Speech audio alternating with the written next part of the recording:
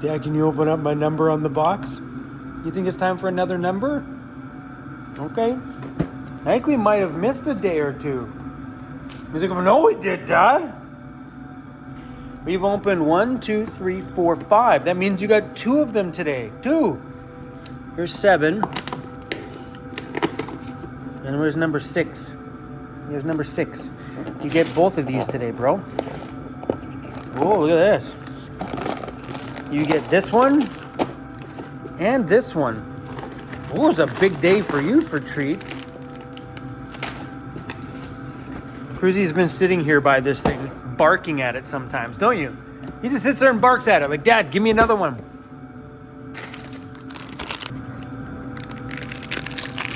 I'm gonna try some of these ones. Oh, these ones are bigger.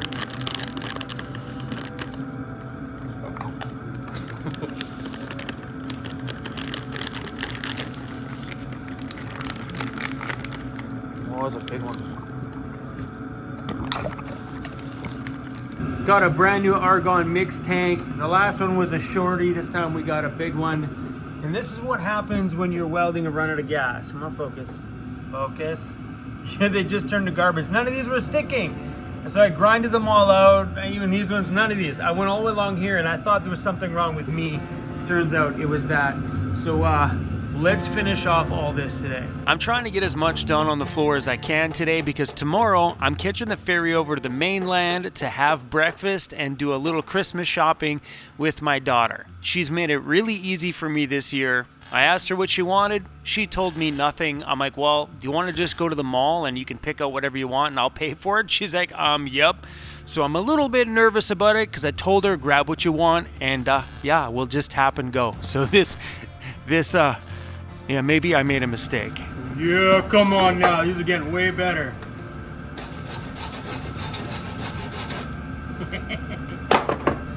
Let's go. Learning this skill was pretty cool, and it's getting better and better every time. If I look through the back, the weld through on the back looks really good, and yeah, it sounds like bacon frying.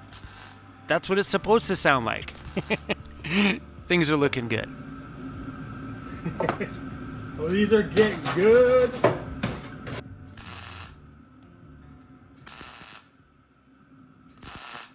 Look at that. Hey? Another solid weld by Vancity Vanlife. we got a little bit of light through right here. Through there and there. I mean, that's about it. Otherwise, looks good. Learning new skills, my friends. Learning new skills. Cruzy, we got laundry to do. Lots of dirty shop clothes. It's nice to see the snow has melted around the shop. That feels very good. But just 30 minutes down the road from here, there's snow piled up all over the side of the roads. That means there's still no access to the backcountry. I really could use a backcountry day. Hi, buddy. Hi, bro. Come on. Let's go back in the shop. Hey, you missed the door. Hey, the doors are here. Come on. Let's go back inside. I'm gonna leave him in there for a minute. It's super warm inside the shop right now. We're trying to make sure that those parts and stuff all dry.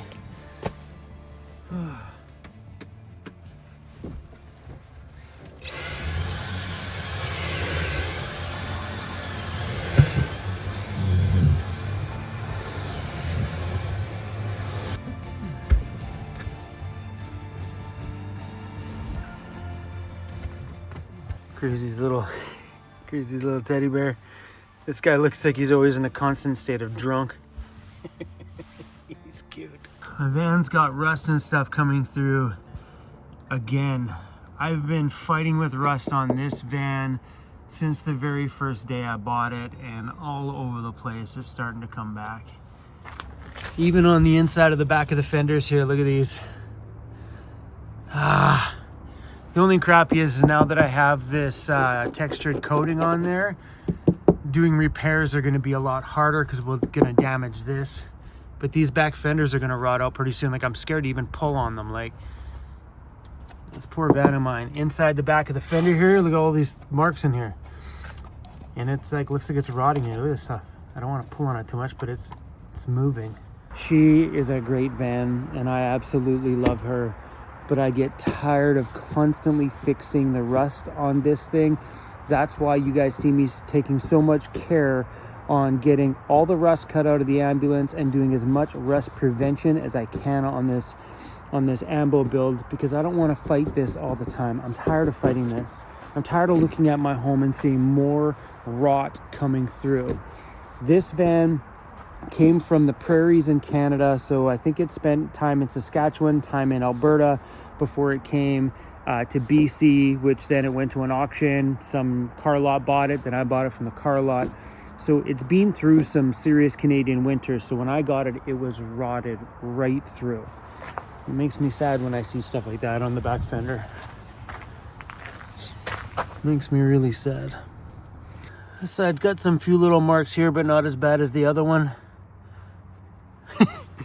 My thought, this is just my thought, is if this ever rots through, what I might do is just might take a zip disc, cut off all of this so it's just fresh metal, get rid of this lip entirely, zip disc that off, paint the inside of the lip, get rid of all the rotted stuff, and then just put big fender flares on here to cut out, not noticing that there's no inner lip like this. You know, like put a set of bushwhacker fenders on there, do them in black, just to kind of stop this from going any farther and to, well, at least make it look good at least.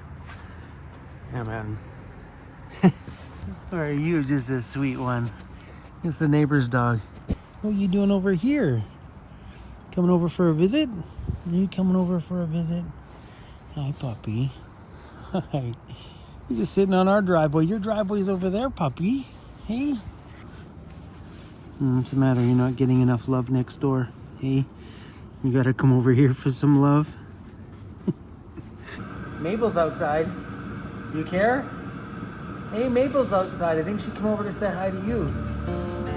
I know we all make these mistakes, especially those who get out there and buy themselves a van to build a home in, and they really don't know a lot about vehicles.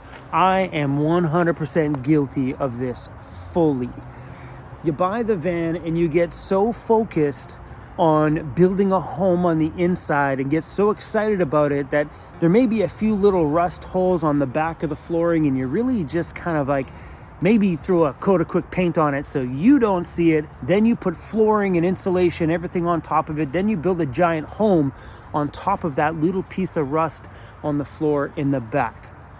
And I've known many people that have done that, and I wish I would have taken more care on thinking about the structural part of my home, aka the entire body of it. People don't build beautiful homes on top of rotted wood. That is not a thing they do in a standard home. But in vans, people do it all the time. It doesn't take much, especially if you have a few little tiny rusty spots where someone may have drilled a nail through the bottom of the bed of your van. Take that moment in time to sand it all down, prep it, fill that hole, even if you're just using seam sealer from the top and the bottom, something to seal it before you end up putting insulation and wood on top of it, because at that point, you'll probably never see that metal floor again. Then after the wood goes down, you build a ginormous home on top of that floor, meaning that if 10 years later you still own the van and that little hole in the floor turns into a rotted, rusty mess or a way to seep water through the bottom, you're gonna have problems. Take the time when you first buy your vehicle to go over all the metal. Make sure the structure of your home is not messed up before you build a home on top of it. And that's what I'm doing with those front floors. I want to make sure that all the metal on the bottom is perfect before we start putting things on top of it, aka seats in my part. But I'm thinking about just this standard camper van that I live in. I wish at the beginning I would have known all the things that I know now when it comes to rust on a home. I know people don't click on the rust videos. I know people don't really enjoy the mechanical videos, but those are two vital things about van life that people overlook fully. is that our homes are built out of metal. Metal. And people are like, well, whatever, throw some spray paint over it. If I can't see the rust, it ain't there. Rust never stops. If you've been around my channel for a while, you will know mine has been rotting since the day I bought it. First thing we did when I bought it was put in brand new back rocker panels, and then we did the whole side rocker panels, and then oh my God, we did all those rockers there all the way along. But when I first bought the van, we did these, and this was not like that at all 1 year ago. Homes, they rot. Rust, take care of it. Take care of this rust first. The rust you put, take care of these floors first. If you don't take care of these floors, don't build a home on top of a rusty floor. Don't build a home on top of a van that has screw holes. Fill those screw holes top and bottom. Seal that baby up and make sure that she don't rust. Anyway, guys, I'm going back in the shop where it's nice and warm. Is it nice and warm in here? Anyway, y'all, thanks for rolling along on my crazy van life journey. I know we get up to a lot of crazy things on this channel, and I really appreciate you guys all being here for every part of this journey. Thanks.